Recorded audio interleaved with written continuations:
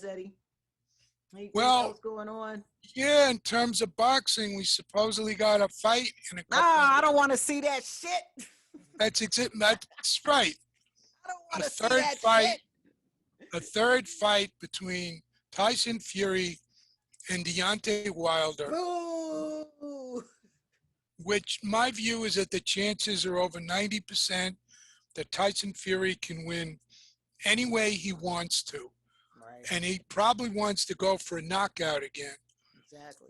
Wilder really seems to be unhinged. When they had the recent press conference, he sat there, didn't say, he said a couple of words at the beginning and sat there looking straight ahead with headphones on, saying he was listening to music. This is during the press conference that was being televised and streamed all over the place. I think he's really unhinged. He's put up pictures of himself weightlifting, which is not the best way to gain strength in boxing. There's time-tested ways of doing that. It's called boxing. You build up boxing strength. Right. And I'm wondering, since it was recently the anniversary of the bite fight between Evander Holyfield and Mike Tyson, yeah. when Tyson Right. bit his ears off, I wonder if in this third unwanted fight, if Fury is able again to come forward and dominate and hurt Wilder early, I wonder if he's just going to flip out like Tyson did and foul Fury or just do something wacko. Because there's not much, there's not much going on upstairs in Deontay Wilder's head if he's convinced himself that this fight is going to have a different outcome than the other two fights. His only hope is if Fury screws up, takes him for granted, doesn't train. There were pictures a few months ago of Fury had put on a lot of weight, but I don't know if that's still a problem for him. So unless Fury screws it up and there's an illness or an injury, I think we're going to have the same winner as we've had. Of course, the first fight with some typical trickeration of boxing judges was declared a draw, which was preposterous. Virtually everybody in the world, except two of the judges and Dan Raphael, had Tyson Fury winning that first fight, despite the two knockdowns, two 10-8 rounds for that. And the second fight, he got the stoppage. And Wilder came up with these conspiracy theories. He fired Mark Breland, who had been an Olympic gold medalist, a professional world champion, for throwing in the towel and protecting his fighter. I don't think Wilder has ever come to terms with that. So if he gets into the ring again and gets beaten up again, there could be a meltdown. Oh my God. So I just watched what's that press conference you were just talking about? Wilder comes out, sits down, and then here comes Fury with no shirt on. Right. Dancing behind him. That shit is crazy. Right. Let's see what they do because it's, like I said, this is not a fight that I want to see, but I do want this trilogy over so that we can move on to the next fight. What do you think that's going to be, Eddie? So if Fury, what happens if Wilder knocks out Tyson though? What happens? Because that's going to be. I don't know what the contract says, but that would be a disaster for boxing. Right. Supposedly, Anthony Joshua is going to fight Alexander Usyk on September 25th, I'll but watch that. we haven't had an official announcement on that, and it's the beginning of July. So what's the delay? We also supposedly were told a billion times that Joshua and Fury were gonna take place. So we'll see but if this fight takes place, I think Joshua is going to be a big favorite. I don't think there's much chance of Wilder knocking out Fury. Yeah. He's getting old. He's 35. He's declining. He doesn't seem to be mentally stable. Again, it's a heavyweight. He's a big puncher, but they've had 19 rounds in the ring before. Fury has won maybe at least 16 of those rounds. And even in that first fight, when he got knocked down hard in the 12th round, he not only got up, but he won the rest of the round. Yeah, so that was 10-8 for Wilder. Wilder has shown nothing. What's he going to show different this time?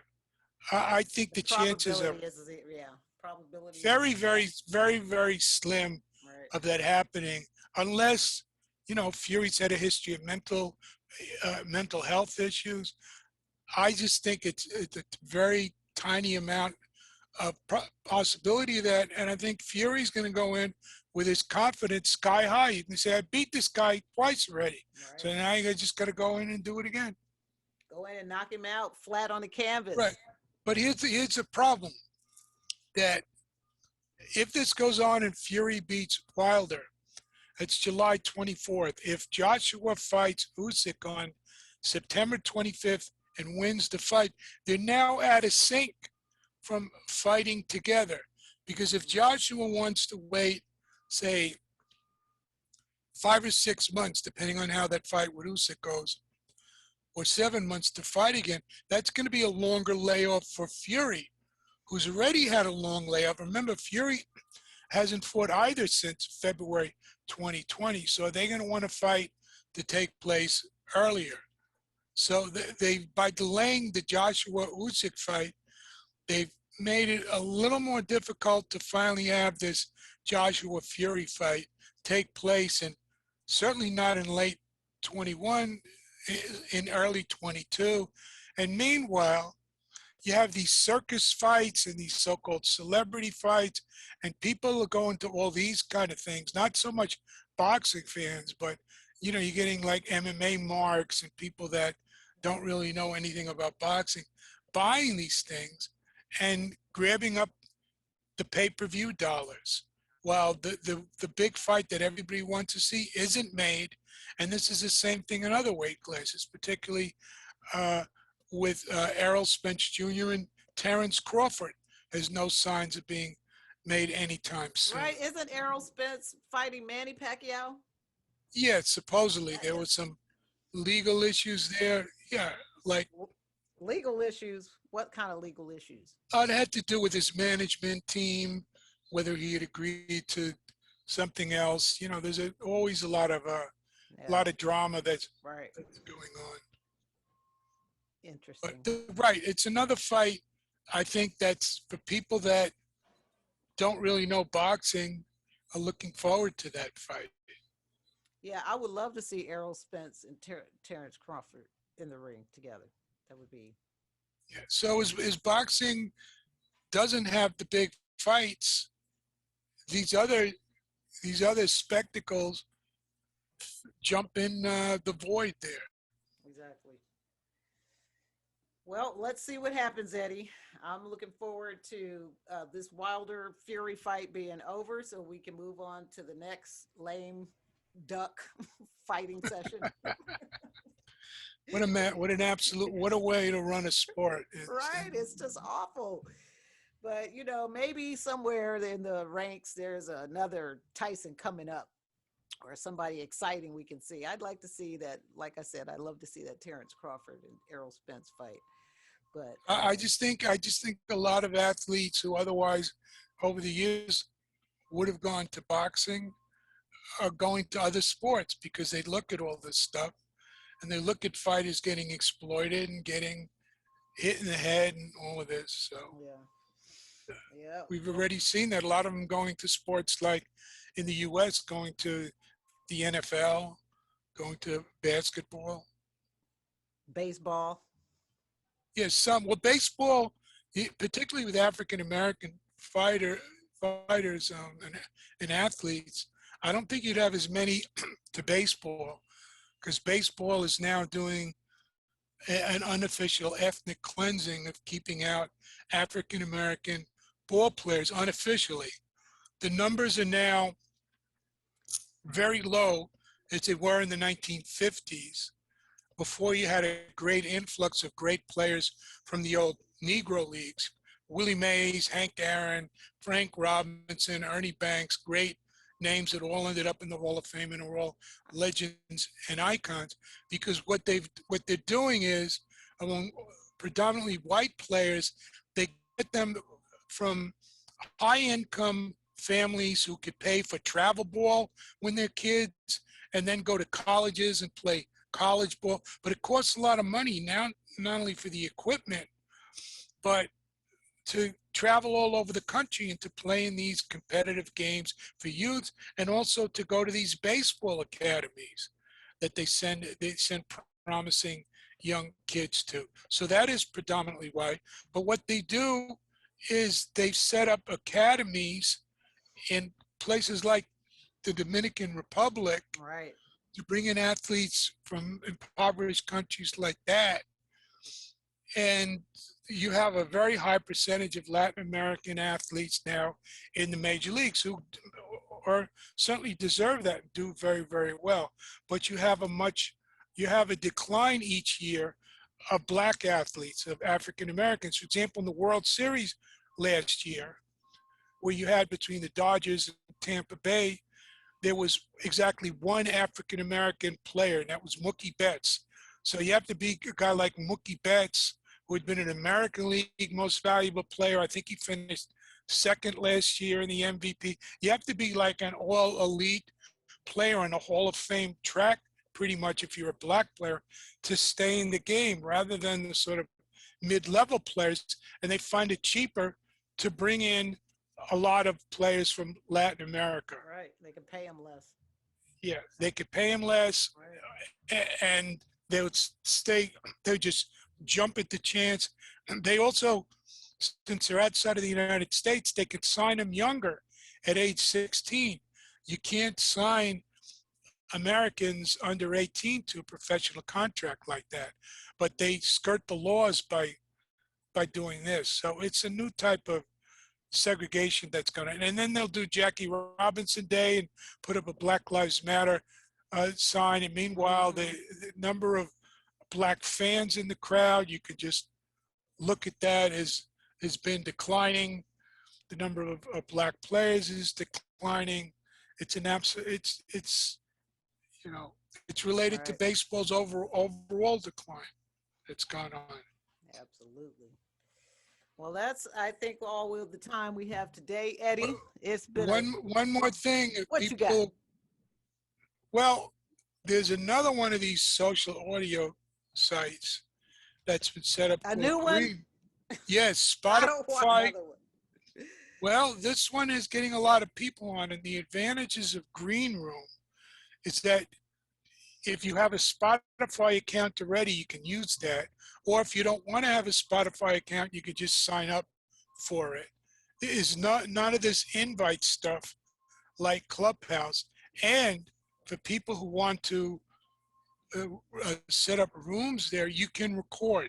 I haven't tried it out yet to Okay. see how it works, but it means that you can do this for, use the audio for a podcast. And there's both Android versions and iOS versions, not yet a desktop version. They all have to have desktop versions. And the one we thought was going to take over Twitter Spaces, that's turning out to be a huge bust. It's a Because, disaster. yeah, if you look at Clubhouse and Green Room, if you look at their apps, you can follow people, and Clubhouse is even working on a separate messaging part for direct messaging people that you follow on there. I don't know that that's active. I think they were just testing that, but they're working on all these things. Twitter doesn't even have a separate app for Twitter Spaces. You just got to look on your phone at the top to see some purple circles around some Right. people's name, and Horrible. you can't see what is the topic they're discussing. You can't even necessarily read the names of the people in the room, which you can do on both Clubhouse and Green Room. It's a real just half-assed job. They're really absolutely blowing it. And there are all these, everybody else is setting these type of things up. So maybe one of these days we could try Green Room. So and see you if already downloaded Green Room and tried it out? Yeah, All right. it's still, all these things have sometimes it's a little buggy, and if you have a weak internet connection, which I sometimes do courtesy of the Spectrum garbage system that Right. I have, that'll complicate things. But yeah, I've tried it out. There have been, again, some of the discussions have been worthwhile. Some of them are stuff I have no interest in. Right. Some of them just seem to be petty on both of these sites. So you got to really pick and choose. Like on one of them, I think Clubhouse, there was a boxing room with 5 or 6 guys in it. So I went on the thing and they were all yelling at each other. I said, all right, goodbye, Yeah, the one on Clubhouse, they talk mostly UFC stuff. That's why I don't even deal with them too much on Clubhouse. So I think we covered a whole lot of different stuff here. Good job, Eddie. Great job. Thank you for keeping us informed. That's what I love. I'm an info Yeah. junkie, so that definitely helps me throughout the day. Yeah, and With my need to follow know us stuff. too. Yeah. Follow us Follow, on what? On Twitter, on Instagram. I'm on Twitter at Angry Afro Radio. And Eddie, where are you at, man? Twitter is the best place at NHB News. My website, eddiegoldman.com. I'm on Patreon at patreon.com/Eddie Goldman, where you get the premium, no holds barred content where I'll discuss a lot of things. I'm really trying to elevate the level of the discussion about the combat sports to bring in bigger issues, not more than even just the ones, the immediate ones we've discussed on this show, but also some of the broader ethical and historical and Right. political issues that have gone on. So my latest one is about the classic essay by George Orwell, where he really rips sports in general, where he says sports is war minus the shooting, and it unfailingly promotes ill will and all that. You could read it. I felt it had a lot of insight, but it was also very one-sided. So hopefully we could get some discussion going about these and other issues. And I think with the Olympics coming up, this potential disaster, we have to really look at that as well. Right. This is the WAAR Room, and we're talking sports justice with Eddie Goldman from No Holds Barred News. Thank you so much, Eddie, for dropping in. I appreciate your knowledge. You always drop the gems over here. You guys give him a follow at NHB News, and you guys give me a follow at Angry Afro Radio. I haven't been on Clubhouse in a minute, so I don't even want to talk about Clubhouse. But I'm going to check you out on that green room, Eddie, for sure. All right. Yeah, when you get a chance, sign up and browse around. Since you're familiar with Clubhouse, it's some of it's similar. Right. All right. Cool. All right. Well, thanks again, Eddie. Love you, man. Thank you. Love you too. Say hello to everybody in the family, and we'll be talking again soon. All right. Take care. Peace. Bye-bye.